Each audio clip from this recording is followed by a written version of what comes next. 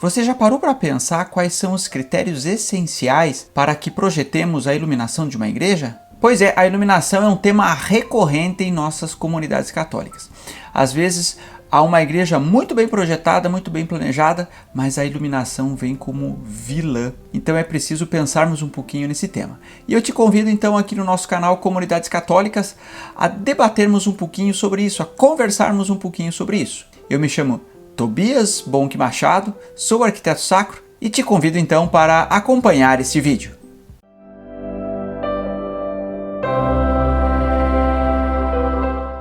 É importante saber que desde o princípio a luz também vem como elemento simbólico e elemento simbólico da própria criação. Temos lá em Gênesis, por exemplo, a menção da luz e das trevas. Também nós, nas nossas celebrações, utilizamos as velas, utilizamos a penumbra, fazemos a celebração do Fogo Novo no Sábado Santo, onde a celebração começa com a igreja totalmente na penumbra, na escuridão. Então, a luz e a liturgia são elementos totalmente ligados um ao outro.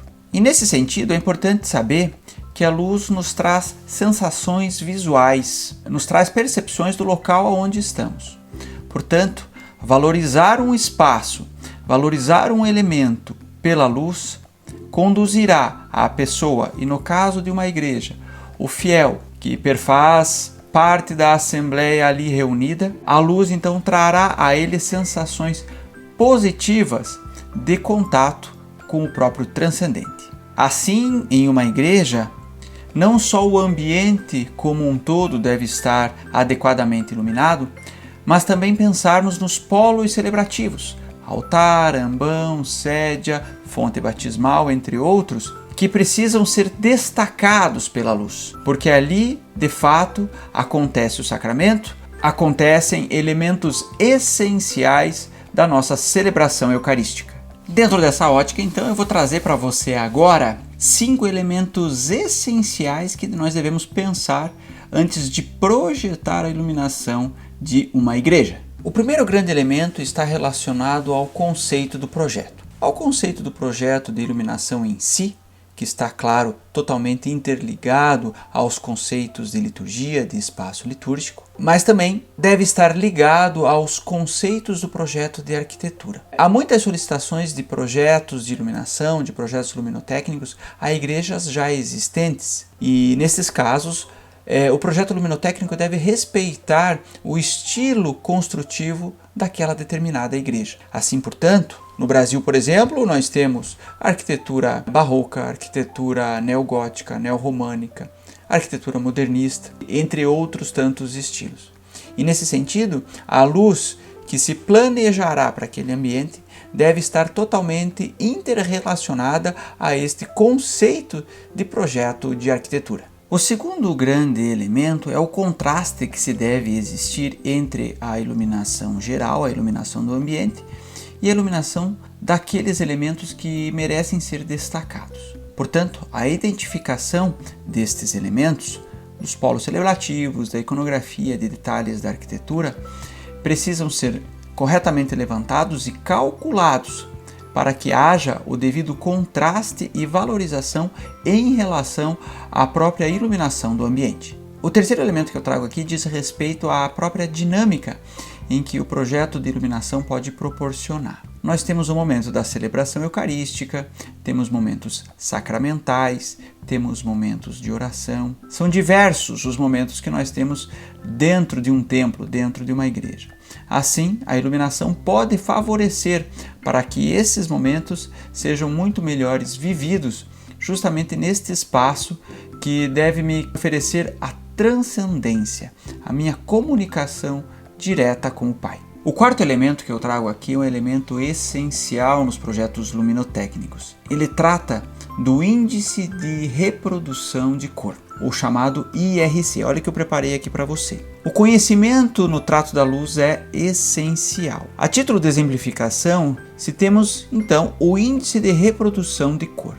O IRC, que quantifica a fidelidade com que as cores são reproduzidas sob uma determinada fonte de luz, pode influenciar no psicológico das pessoas. Quando o índice de reprodução de cor é muito baixo, as cores reproduzidas são distorcidas e podem causar sensações indesejadas. Nós sabemos que dentro de uma igreja nós precisamos ter o sentimento, a sensação de acolhimento, de afetividade, de aconchego, de estarmos em família, de estarmos em casa. Afinal, a igreja é a nossa casa, né? Assim, então, a sensação, o espírito de oração a que uma igreja deve proporcionar perpassa pela iluminação, perpassa pela sensação que a própria luz me dá, a percepção visual. E o índice de reprodução de cor, então, está diretamente ligado a essas sensações. E como quinto e último elemento, eu trago aqui o ofuscamento. Nós sabemos que em um projeto luminotécnico nós podemos pensar a luz de forma direta, de forma indireta, por meio de sancas, por meio de marcações de elementos da arquitetura, entre tantos outros partidos arquitetônicos. Mas, conforme o tipo de luminária a ser escolhida, a ser projetada em um determinado ponto a qual ele vai ser instalado, então nós podemos ter o ofuscamento, aquela sensação ruim que nos dá na visão quando nós olhamos diretamente a uma lâmpada. Portanto, saber pensar o projeto luminotécnico, entendendo todos os elementos a qual ele deve abranger, mas também pensando na posição que essas luminárias vão estar em função desse ofuscamento, é fundamental. É claro que hoje nós temos a tecnologia como nossa aliada. Nós já temos aí no mercado disponíveis anti-ofuscantes para determinados tipos de luminária que colaboram muito para a diminuição dessa desconfortável sensação.